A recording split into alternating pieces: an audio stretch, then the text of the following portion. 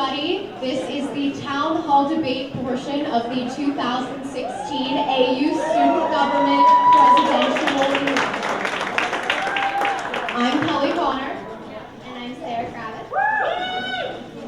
The format for the town hall debate is as follows. First, Sarah and I are going to ask our three candidates questions for about 15 minutes, and then you all will actually have the chance to ask questions to the candidates yourselves. If you have a question, we ask that you raise your hand, and if we point to you, you can come up to the center of the aisle where the microphone is in order to address the candidates and ask your question. Thank you. All right, who's ready for questions? Candidates, are you ready? All right. Well, because of the technical difficulties that we have, we're going to actually do some of our specific questions that we had already kind of like thought about earlier. So we're going to go back kind of to the sexual assault prevention and mental health discussion. Candidates, are you ready? Mr. Mullin, the first question is to you. So, Mr. Mullin, in your platform, you raised multiple points about Greek life. For example, you said that you believe that fraternity and sorority should be mandated to take required step-up training. However, are you aware that this training has already been implemented in Greek life?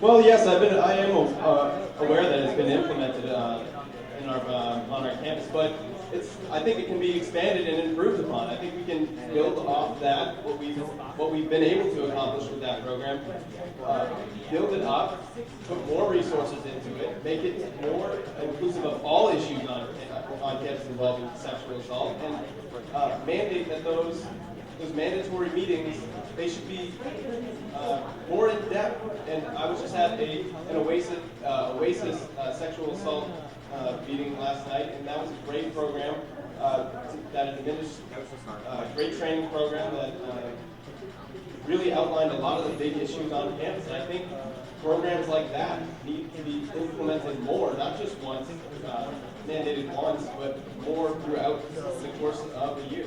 So to be clear, you're talking in your platform on your website about the actual program, not about Greek life. Excuse me, about? You stated, I believe that fraternities and sororities should be mandated to take required step-up training. I asked, did you know this was already implemented? You began to talk about how it was implemented, but you became aware of it already, that it was already implemented. So you started talking about training and how you wanted to change the program itself, not that you already knew that it was already implemented. Well, I was aware that it was implemented. I'm just saying we can expand on it and build up more than just that step-up training. Fire away, please. Additionally, you stated that the campus perception of Greek life has the potential to transform dramatically. To what perception are you referring to? And does this perception include social and professional duties, or just social? Well, it includes all fraternities, professional and intercultural fraternities on campus as well. We have to bring all Greek life organizations to the table on this issue, and it's important that we're all in this together.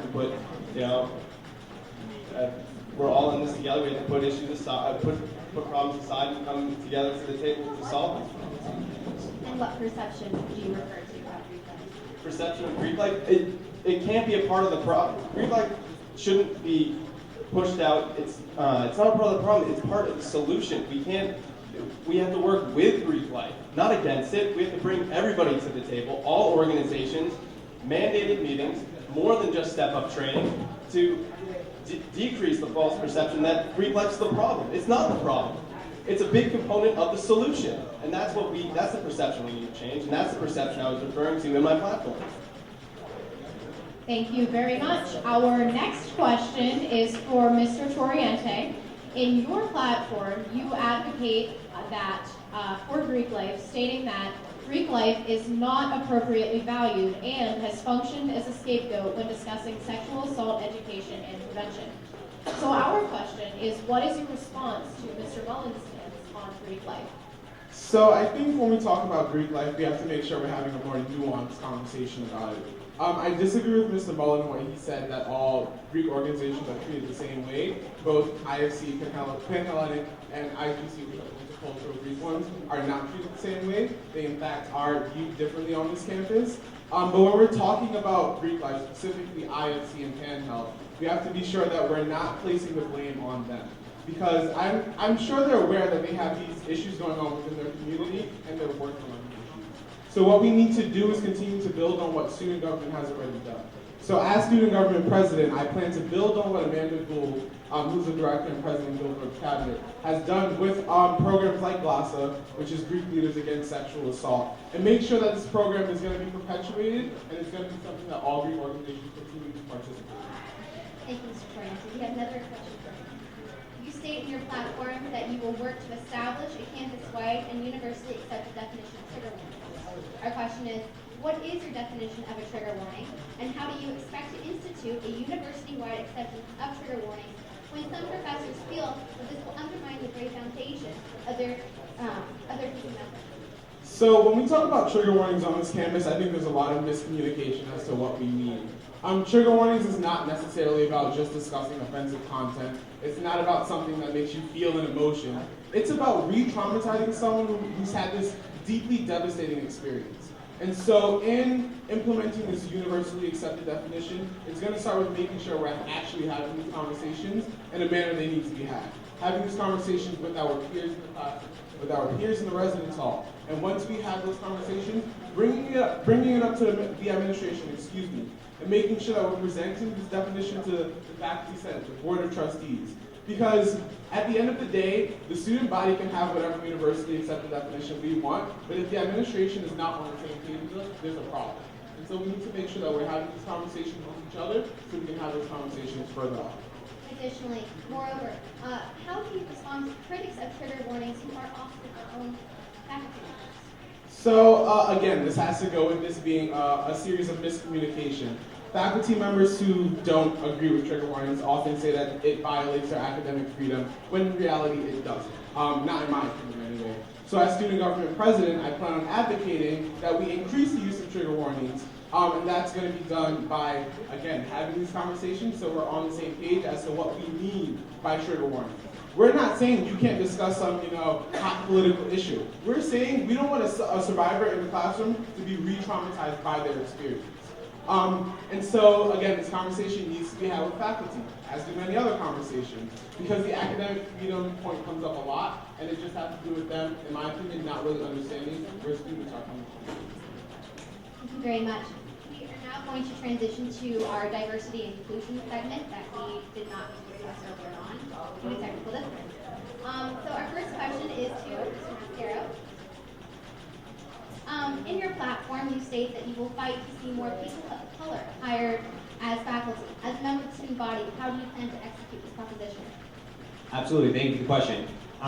We need to have a serious conversation with the Office of the Provost and the Dean of Academic Affairs to talk about how we are going to hire more people of color as faculty. And that's where I start, It is about having conversations, but it's not just about beginning the conversation and hoping things will go our way. Because as students, we know that when we enter the conversation, hoping for the best, oftentimes we are turned down. We need to have a plan, and my plan is pretty simple. We need to galvanize student support, student outrage, and student influence on this issue like we've done every time. And I said it up there, and I mean it. Things change on this campus, not because of one president or because of a few senators. Things change because students come together and make them change. So as your president, I'm not going to lead up in the front and do it on my own. I'm going to work with all of you. I'm going to, one, continue the proposals that have been put together by Aaliyah Lambert, but also work with students collectively to, one, make the case that we need more people of color as faculty, because that's true, and put the needed pressure on the Office of Provost to hire those people. I think that needed pressure is what's missing. Thank you very much. Mr. Torriente, you seem to want to respond to Mr. Mascaro's point. Please do. I think in advocating for faculty of color, the main thing, the way I'm going to approach it is that I understand how it feels to not be represented in the classroom. I understand how it feels to not feel like you have a place on this campus. I know what it feels like to not see people like you in these positions of authority, in these positions of power, in these positions of knowledge. And so we need to make sure that we're bringing this personal experience to the table. For too long, we've had people in office who don't represent all the students on this campus. And I think it's time we change that. And we need to make sure that we're electing people who know what this feels like. Thank you very much. Our next question also focuses on diversity and inclusion, and it is for you, Mr. Mascaro. In your platform, you reference the training programs that President Kerwin has proposed for the student body and the faculty regarding diversity and inclusion. However, many students report that they pay little attention to online training courses that are already in place on campus. So how do you plan to implement a beneficial program that has a real effect on the student body? Absolutely. Well, first of all, to answer that last part, I don't plan on being the one that leads the implementation. Again, like I said upstairs, it has to be people from marginalized communities that are going to lead the implementation of a training like this. And so it doesn't seem right that it's going to be a majority white administration that will implement, teach, and mandate these trainings. It seems like it should be students, people of color, like they're already doing now, who are going to implement it. It's funny because when I came to AU, I didn't get any course on diversity and inclusion. I didn't learn about my privilege. The way I finally learned about it was by going to the darkening and have students who are not paid to teach me. That's the method we need to follow, which is why I support Kirsten Gillette Pierce's effort that's happening right now in student government, that's already gone through CDI, that provides training that's mandated for every member of student government, that will expand to the e-boards of every club, and eventually, just like we have through Empower AU, will be mandated for every student at this university so that no one feels uncomfortable, so that no one feels left behind, and so no one feels like they're afraid of being who they are. Thank you. We're going to go back to sexual assault prevention and mental health. Mr. Mullin, on the topic of this, sexual assault prevention, you stated that you will require the university to switch policies, forcing the university to operate in a proactive way instead of a reactive way. Many presidential candidates have proposed similar policies in the past, but unfortunately AU's response has remained the same. Why do you believe that you specifically can require the university to switch policies? And those are your own words. Well, first and foremost, I would like to come out and completely condemn how American universities handled this most recent and the issue that has come up most publicly about sexual assault, the most recent one, and the press release that they released about the issue was quite frankly embarrassing to read. And by what I mean of proactive approaches, it means that our university should not violate Title IX. It shouldn't put gag orders and confidentiality agreements on survivors. It should empower survivors, not silence them. Our university should foster and empower them to let people hear their voices. So the reactive approach is what the university did. We need to switch that to where the person who was pled guilty to it received no punishment. They went on probation, and behind the university's back, they rejoined an organization. So essentially, we just need, and how I'll specifically do this, is raise up student advocacy programs on campus. I'm not going to pass a bill through the Senate. I'm not going to lead debate on it in the Senate. I'm going to raise up student advocacy programs on campus. And we do that by utilizing the resources we have as students, by utilizing student media resources. We empower ATV, the Eagle, the Rival, to get involved with and lift up the advocacy programs on campus to put pressure on the university, because pressure from us ultimately translates into action by the administration. By putting the pressure on the administration, by unifying the student body is what we're going to do, not by passing legislation and recommendations through the Senate. Thank you, Mr. Mullin. We are now going to open up questions to the audience. Does anyone have one? Yes, sir, you can come on up, and then you can follow behind. So forth. Wait, there we go. Okay. My name is Mr. Seth. I'm a senior at SIS. I'm also a survivor of sexual violence, so I thank all three of you for having your stances on these kinds of issues. Mr. Mullin's actually kind of touched on this before, but recently the Eagle and the Huffington Post published articles which once again put American University in the spotlight for alleged Title IX violations and possibly alleged violations of the Clarity Act. If you were elected student government president, what would you do to address this issue? And this is for Thank you very much. Mr. Torriente, would you like to go first? And we'll just keep going down the line. So as student government president, I think the most effective thing you can do when it comes to any sort of advocacy on this campus is not co-opt the message that student groups are putting forward, but to amplify and uplift those voices. So we've seen, primarily with sexual assault on this campus, that any change that's happened has come directly from student groups pressuring the administration. So we need to make sure we're building on what we already have in place, such as Empowered AU. But we also need to make sure we're going a step further in supporting survivors whenever they're going through the student conduct process.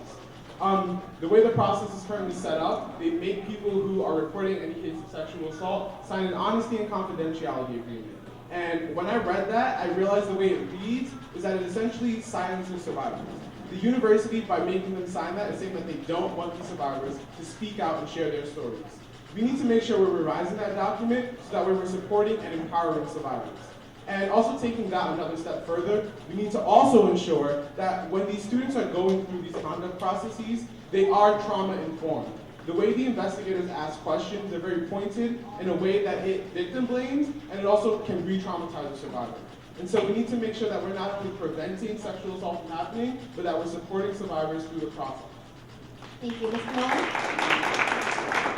Well, thank you for raising that question. It's a very important issue. And touching on the recent media enlightenment of this issue, that is a big part on how we are going to get change on this campus by bringing Empower AU to the table, bringing the leaders from that organization, Students Against Sexual Violence, bringing the leaders of those advocacy groups, fostering a dialogue between them directly to the administration. I can't be an authoritative figure on all aspects on campus and all issues on campus. That's why we have to empower the people that are authoritative figures in those positions. We have to bring them directly to the administration, and that's what I will do specifically as president. But as a whole student body, we have to be able to amplify those voices by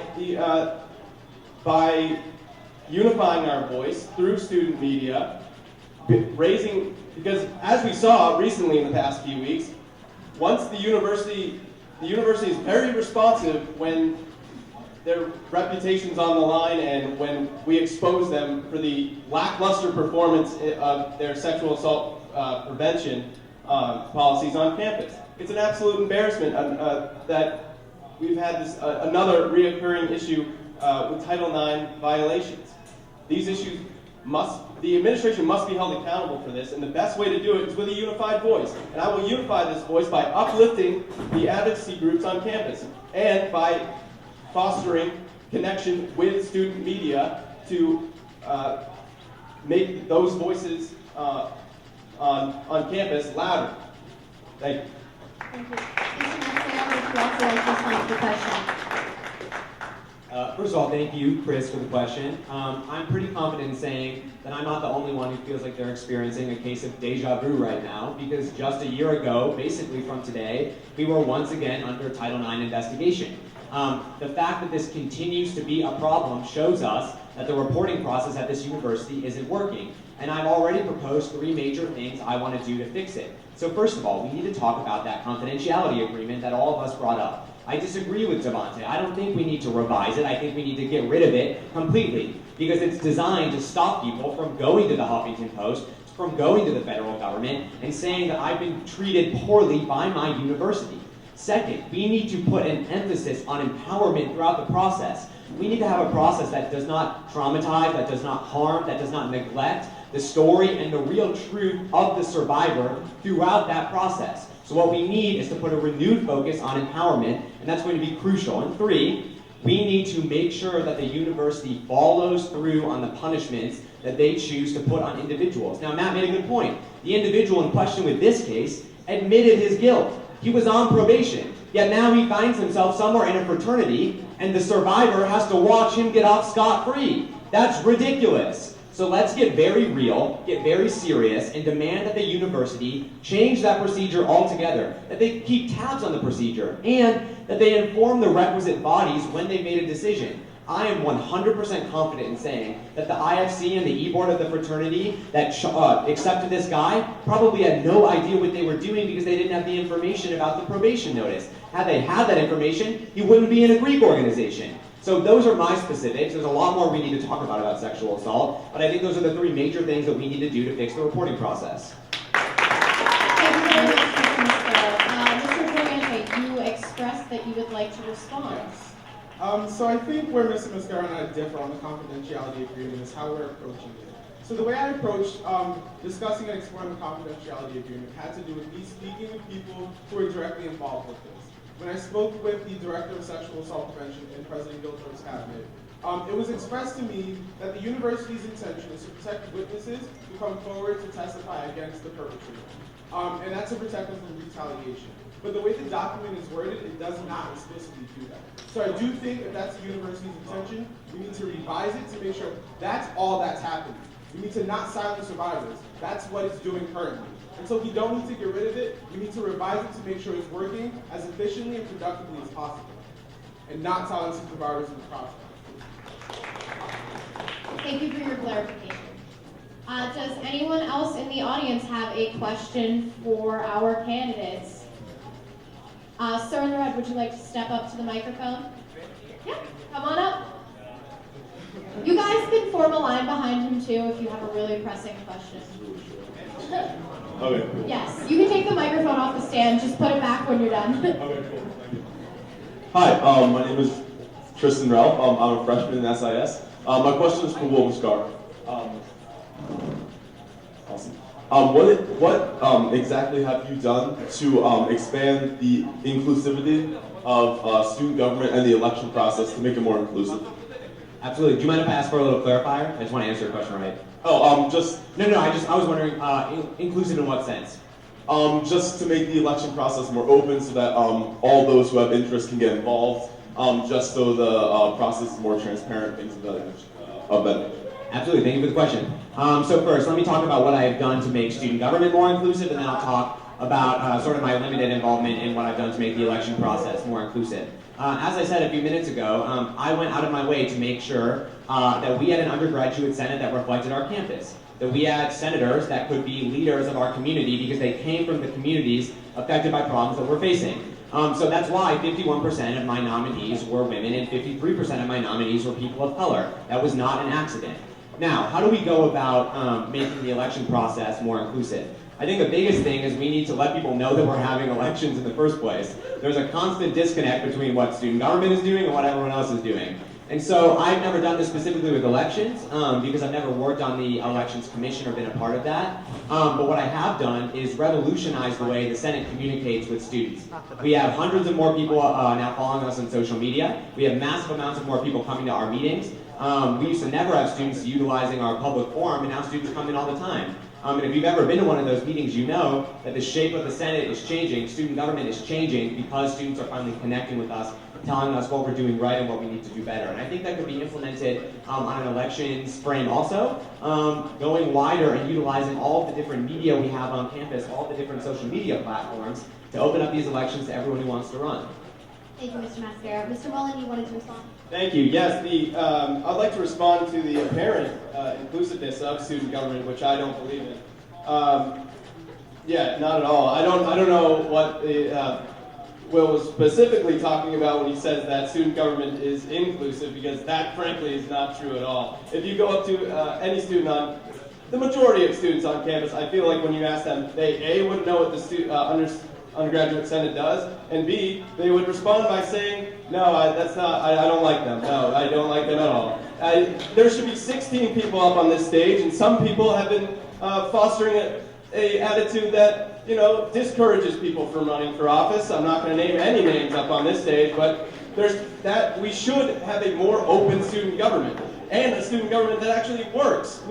All they do is pass recommendations for the administration.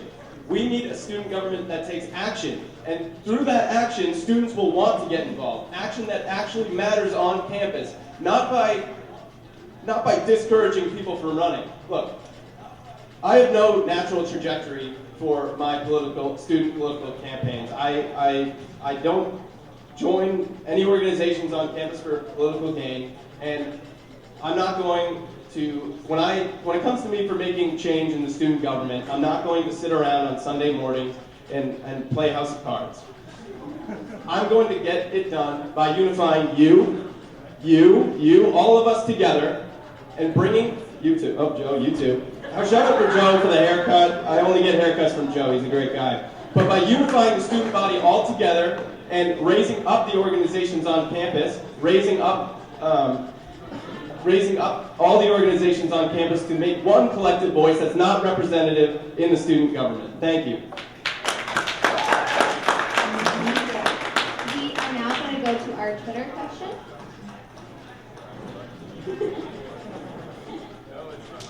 This is Steven. Yes, Stephen Rabu, please tell us our Twitter question.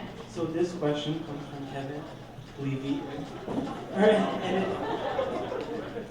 I do not take part in his views or whatever, but like, here's a tweet. While in Senate, Will and Devontae voted against raising the student activity. Could you please talk louder? Sorry. Oh, can you all not hear me? While in Senate, Will and Devontae voted against raising the student activity fee, denying increased funds to AUCC/SMP. Why?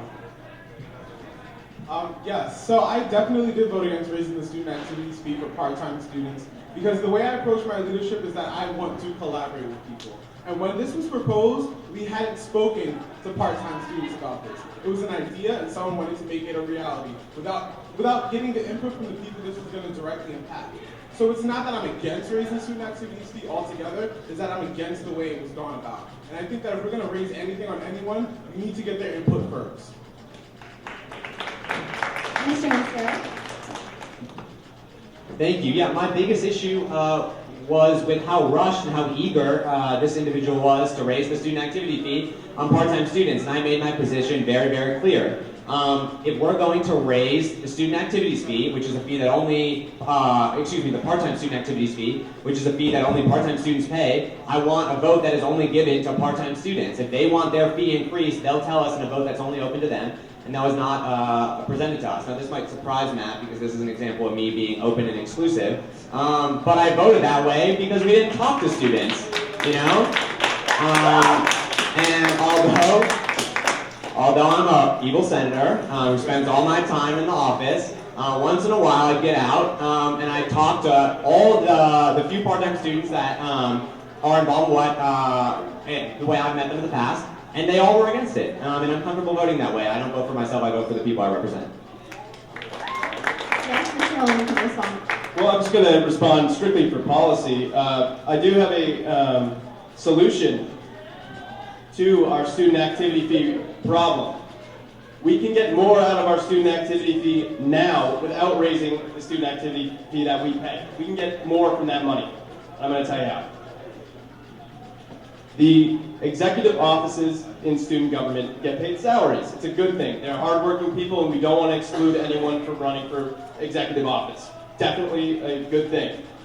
But it gets paid through our student activity fee. We pay $80,000 through our student activity fee to our executive leaders in the student government. What could you do with $80,000, Joe? What could you do with it? We could give student activities. That's right, Joe. We're going to give it to so many more student activities. We can use it. We can take that money and redistribute it out to different organizations on campus, like we've been talking about. We can redistribute it to student media organizations on campus, to clubs on campus, to bringing more events onto campus. So how would we pay for that? There's a budget year coming up, and I'm going to take the fight to the administration to invest in our leaders on this campus. We shouldn't have to pay ourselves, and we should put that money back into the hands of the students that it should be and bring more events onto campus with that money, not pay our executive offices in student government. Thank you. Thank you, Mr. Mullin. We will now let our next person go in the line. And could you please tell us your name, your school, and your year? And you're also allowed to ask questions to specific candidates in case you didn't know. Hello. Well, I'm Andrew Schwartz. I'm in School of Public Affairs, and for the candidates that don't know, I'm a member of the College Republicans. Being on a campus that has 7 to 11% conservatives, let me explain to you real quick what it's like. So far this year, we've seen posters torn down, chalkings thrown, water thrown over them, and protests at some of our, both on Facebook and actual protests against some of our speakers. I personally have been cursed out in the classroom, out of the classroom, and actually hit for wearing College Republicans t-shirt. Physically assaulted for that. So, and what's happening here is I know students that are conservatives and refuse to be a part of our organization because knowing their name associated with that will result in the verbal and physical abuse that goes along with it and all of the negatives. So we're taking the opportunity for people to be a part of an organization that will make them feel at home, which all of you brought up, away from them. And we're taking that ability to express themselves away from them. And the way to fix that is, to fix some of these problems, is to get involved in student government. For the conservatives, to get our voices heard in student government and in the classroom. But the problem with that is the more inclusive classroom that Will suggested with more diverse professors isn't looking at more diverse flow, it's looking more diverse racially. And all the inclusion, you've all looked at LGBTQ, you've looked at race, you've looked at income, but none of you have looked politically. And so if you guys aren't, who is? Because it's not open to us. Like Will said, if you look at an organization and it doesn't look, and you don't see yourself there, it's probably because it's not open to you. You've seen senators in Senate step down, or conservative senators step down because they can't deal with how harassed they are in there and the difficulty they have in there. You've seen students refuse to run because of that, I being one of them in the future. So my question to you guys is, one, how are you going to fix these things? Two, would you be open to putting a conservative in your cabinet board or whatever, board of directors or whatever, if you're elected? And thirdly, knowing that you're going to more than likely be harassed for it, will you openly allow on your platform or on your Facebook page saying you will defend the conservatives on campus? Because this campus is our campus too. Thank you for the question. I think in approaching this, we do need to expand, in this instance, how we're talking about diversity and inclusion. You mentioned that part of that is advocating for more faculty of color, and that's traditionally how we speak about diversity and inclusion in terms of race. So we need to expand that and think about it now in terms of intellectual diversity. I am open to appointing anyone to my cabinet who wants to apply. The fact of the matter is, this is not about me voting my own political agenda.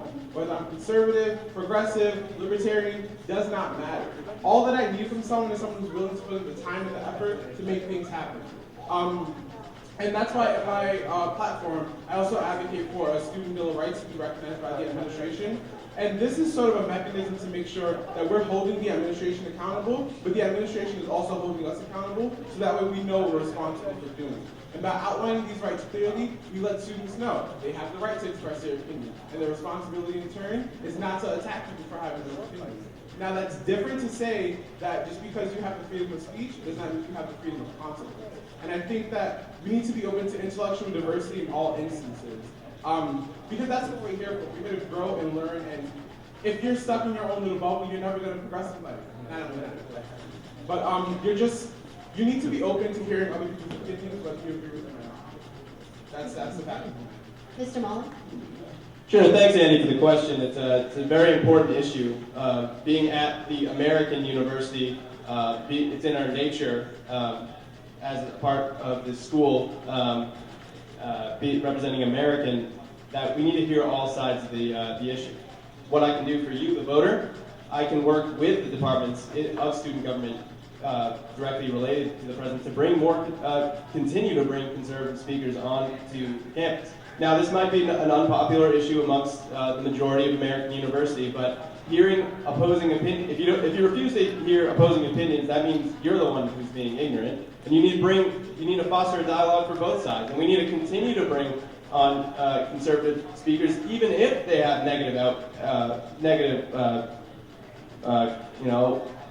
negative responses from some people on campus. We can't let people tear down posters explaining positions on campus. We can't allow that to happen on the school, and I won't allow it to happen. We will, and not beating around the bush, we will continue to bring on more diverse speakers on campus to help promote more ideas on campus. Plain and simple. Mr. Mascaro? Thank you, Andy, for the question. I'm going to try to just get right to the point and answer your questions. One, yes, it is irresponsible and unfair that a conservative student group or a conservative student would have their materials taken down. Like I told you this morning when we met, as long as it's not hate speech, it shouldn't be removed, and I'll stand up for that as president 100%. Two, of course I'll appoint a conservative to my cabinet. It's not about Republican or Democrat. Student government's about students.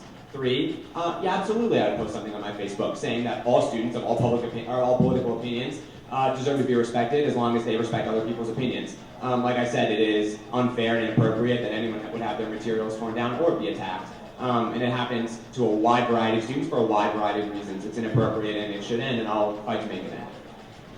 Thank you very much. Andy, what's your question, Andrew? Would you like to go next? And again, name. Hi, everybody. I'm Andrew McLaughlin. I attend the School of Public Affairs, and I'm in the class of 2018.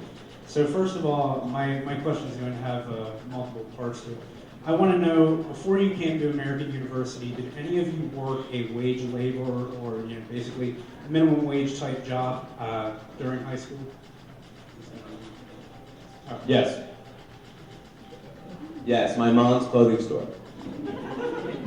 Yes, I worked at a local nonprofit agency. Wonderful. So one of the proposals I've seen online is for a student workers union to be formed on campus. Personally, I worked at a car wash. I worked for the Pennsylvania Department of Transportation fixing road signs.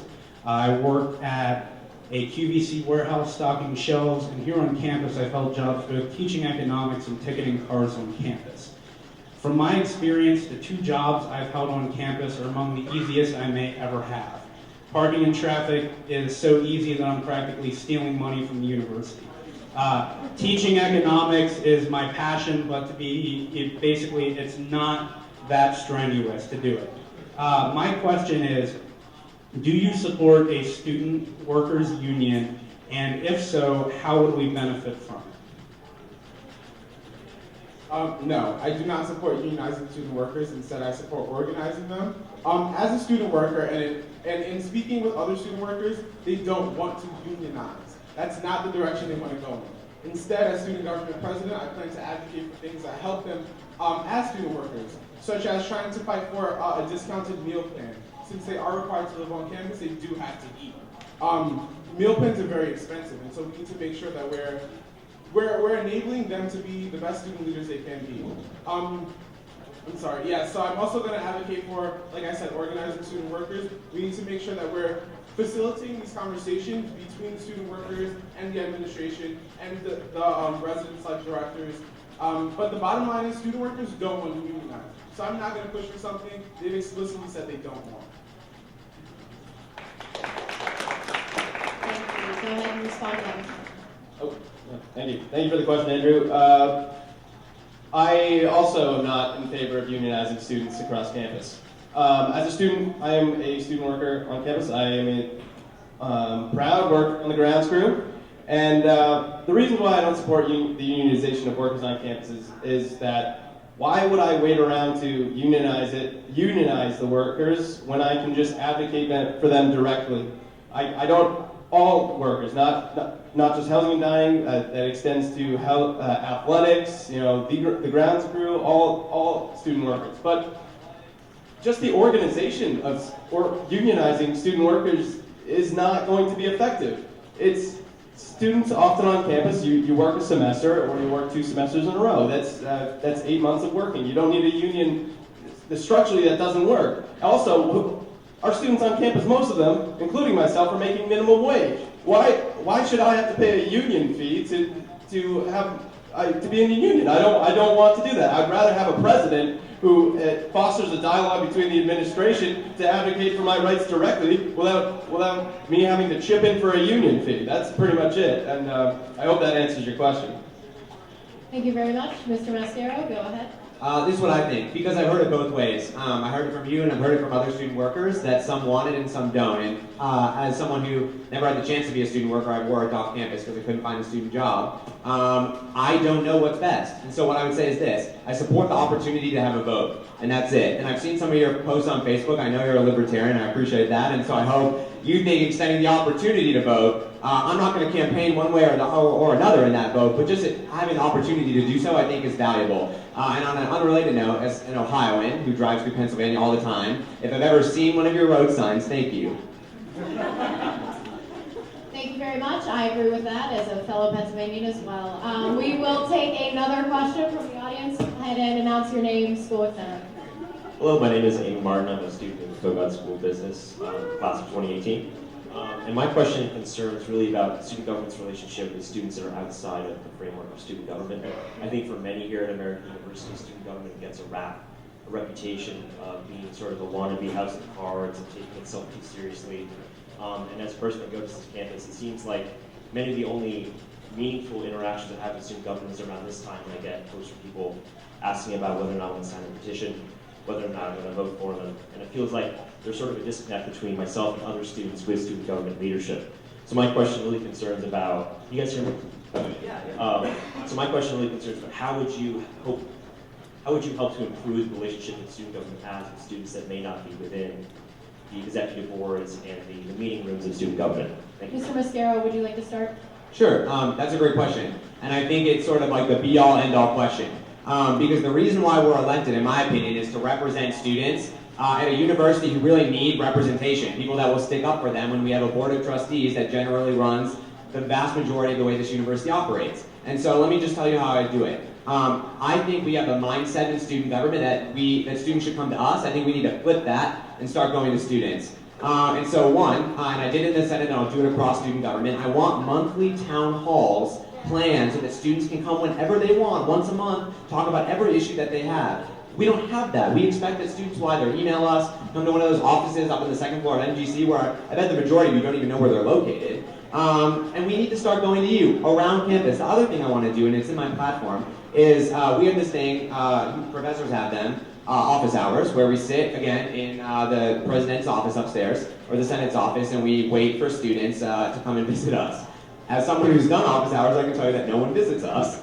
And so what I want to do, again, is roving office hours. I'd like to see, I spend a lot of time in Starbucks, a dangerous amount of time. I'd like to hold office hours there. I'd like to hold office hours in the DAB. I'd like to hold office hours in MGC. I'd like to go to students. We can communicate all day long, but if the message isn't reaching the student, that's the problem. And so I think we start there, and once we get the genuine feedback that we're missing, we realize how to build forward to be more active, more available, more representative of students.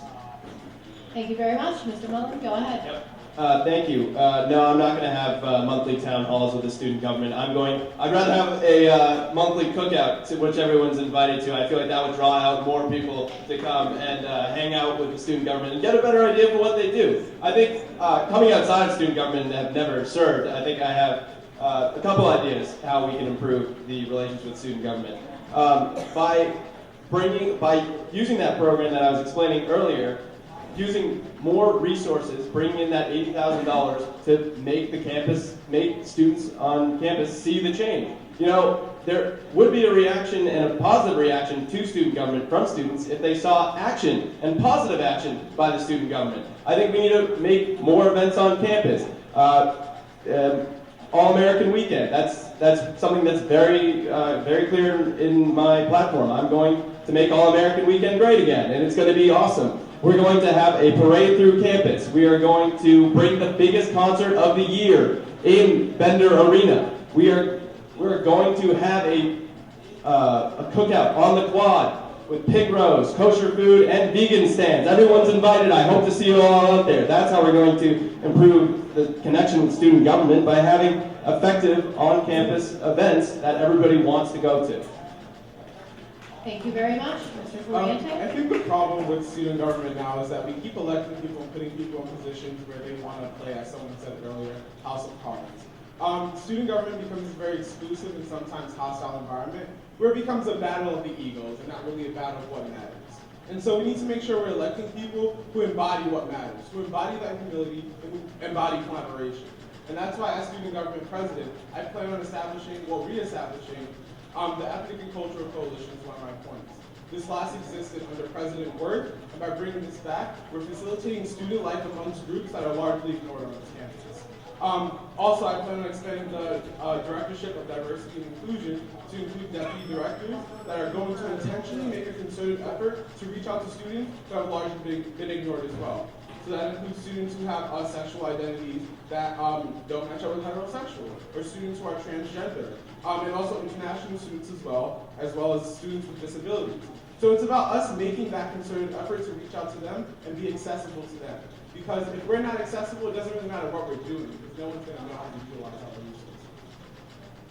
Thank you very much. We actually are going to go to another Twitter question. So if you would like to come on up and ask your question, and then we will continue with the line.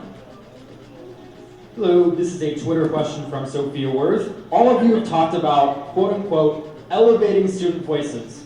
But could you be more specific, actionable on examples? This entire process for me campaigning has been about not me saying what I think should happen and making sure other people agree with it, but more so me reaching out to people and student organizations on this campus to see what it is they need, what it is they want. And so it's not that my voice is the loudest in the conversation, but I'm collaborating with people who have been working on these issues since day one. And so it's really about making sure we're reaching out and including these voices from a bottom-up approach and not a top-down approach. We need leaders. We need people to stop telling other people what is right and what is wrong. We need to reach out to these communities and see what their concerns are. Thank you, Mr. Mullin. Yep, thank you for the question. The way we're going to elevate student voices on campus is by going to the activist groups on campus, meeting with their leaders, and deciding what would be the best way to elevate their voices. Personally, I think the best way, and I don't want to sound too repetitive up here, is by working all together amongst organizations on campus. So activist groups on campus will work directly, and I will encourage cooperation between activist groups and student media groups on campus, because the best way to have action in modern day times is through media. Social media outreach pushes a lot of activity. The other way I'm going to do it, and again I'm repeating myself, but I think it's a very important policy of mine of getting other forms of paying our executive offices. So we're going to use cold hard cash to get students, make students have louder voices on campus by funding student media sources on campus, because that outreach from those media sources is very critical, and it's not fair to them because it's great that other media organizations on campus have sprung up. It's awesome, but that has also spread their resources that they have. It spread them very thin, which makes them communication from them and outreach from them even harder. And I think we should find additional sources of funding for media programs on campus, and that's how I would elevate voices for activist groups on campus. Thank you, Mr. Mullin. Mr. Mascaro, would you like to respond? Yeah, listening. We were born with 2 ears, 1 mouth. I think we need, especially in student government, to do a little more listening. We don't know what is best for communities that are living their experiences, that are facing those problems. And so we need to put people, like I've said, throughout the course of this debate and in my platform, in positions of power when they're from those communities. And so I think what I would just say is that I'm proud of my platform, I'm proud of my vision, and I am comfortable asking for your vote because I know I'll do the job right. But I would set my platform aside if it meant picking up a cause that I know students care about, picking up the causes I know students care about in my platform, and leading by listening. Thank you. You speak a little bit. I'm a sophomore in SIS. As a member of Greek Life, I've experienced firsthand the lack of effective communication between the administration and Greek organizations. How do you plan to bridge that gap? Great question. The first thing I think is that we need administrators in the Office of Fraternity and Sorority Life that act as that bridge. And I don't necessarily think that we have that right now. We need an ally in the Office of Fraternity and Sorority Life. Someone's going to work with Greek Life, advocate on their behalf, not the other way around. So that needs to change, and it needs to change very soon. And I'm comfortable because of the relationships that I've built with administrators that I'll be able to have that conversation about how OFSL needs to have leadership that respects Greek Life. The other thing is that I think we need to have a president who understands Greek Life, what students in Greek Life want, and how Greek Life works. That understands that social, professional, and multicultural Greek organizations are absolutely different and should be treated differently. And I think I know that. I didn't join a Greek organization. The vast majority of my friends are Greek. So I hear it every day. I hear about how it's hard to find space for a chapter room. I hear how it's hard to pay for dues. I hear how it's difficult to work with administrators you don't always think are on your side. So believe me when I say that these problems feel very close to me, and it's going to be a big priority of my administration. And the one surefire signal of that is that I don't want just a director of Greek life who will come in and out. I know I've never had an experience with ours. What we do need is a whole working group for Greek life to have the sort of the diverted resources needed to advocate for Greeks on a student government and campus-wide level. Mr. Mullin? Yeah, so basically how I'm going to improve the Greek life with communication with the administration. We're going to bring in more, we need more administration. We need more staffers in FSL to communicate with the leaders of the Greek community, of the Interfraternity Council, the Pan-Hellenic Council, and the Intercultural Greek Council as well. It doesn't make any sense how we have one administrator right now handling a student population which makes up 1/3 of our population. It takes weeks to get an inquiry for the leaders of the Greek community. That's unacceptable for 1/3 of our population too. The administration needs to put more priority in the Greek community.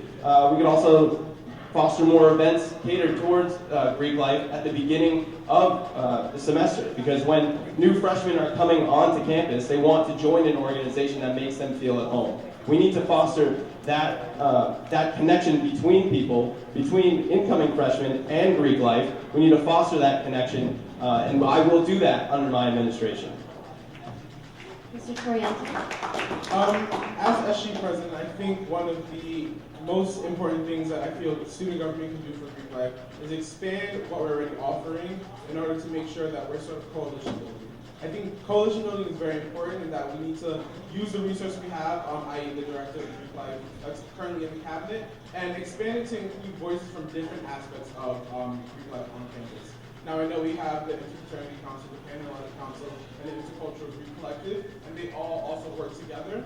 But we can also be that bridge between those Greek organizations and the administration if need be. So it's about really listening to these different aspects of Greek life and understanding where they're coming from so that we can relay that to the administration when necessary. Thank you.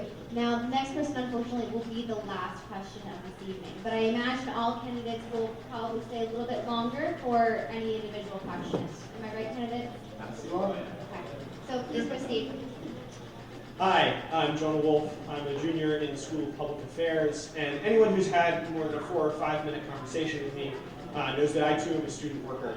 I'm a resident assistant, and so I was a little flabbergasted to hear before that about the easy life that student workers have, because I know that the sacrifices that I've made as a student worker and that many of my colleagues have made are felt very deeply.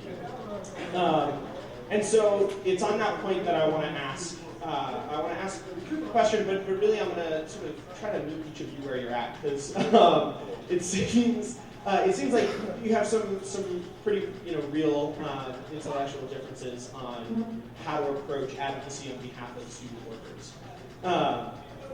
So I'll start with Will. You've talked a lot about sort of I'll sort of run through my questions and then you guys go. But Will, you've talked a lot about making sure making sure student government, I should say, is amplifying the voices of the communities it's advocating for.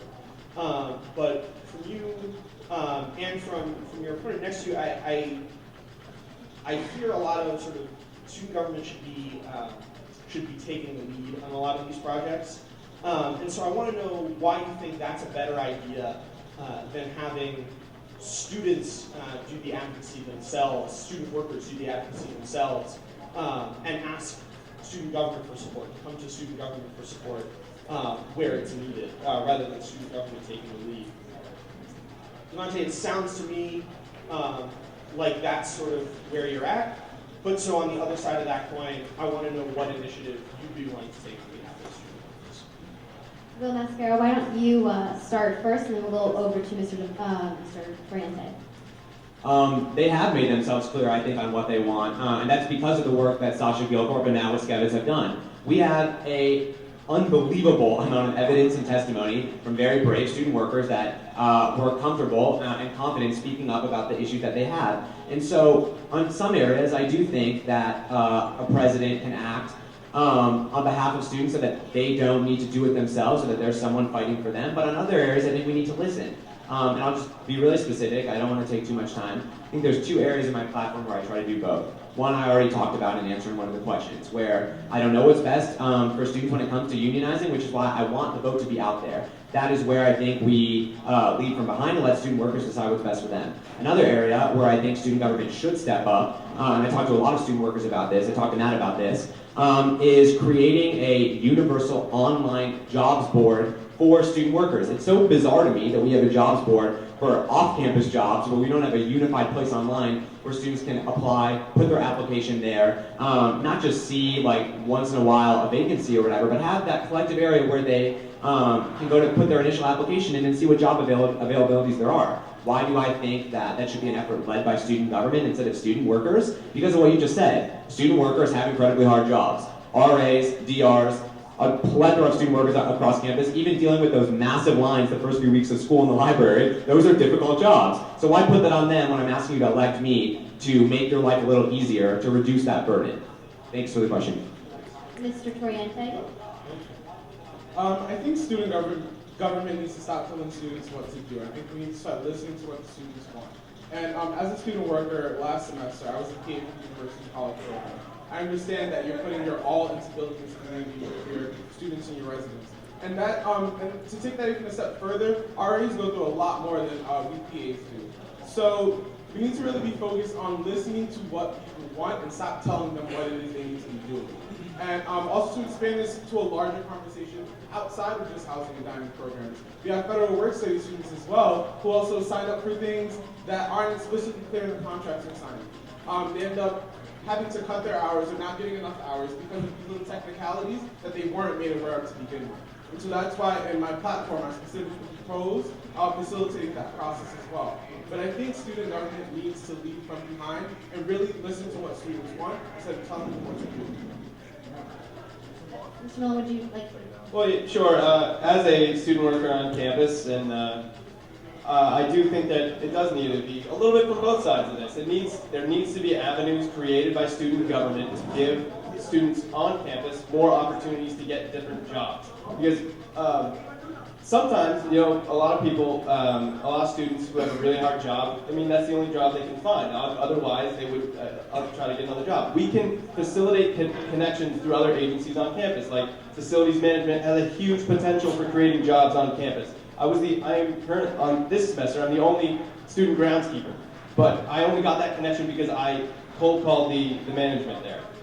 We need to create more, and I'm sure more students would be willing to work on campus, outside, making the campus beautiful outside, and we need to facilitate those type of connections with each other. Little shout out to facilities management. Campus beautification is happening on April 12th. I am the student organizer for it, representing the facilities management, so I hope to see you all out there making campus beautiful.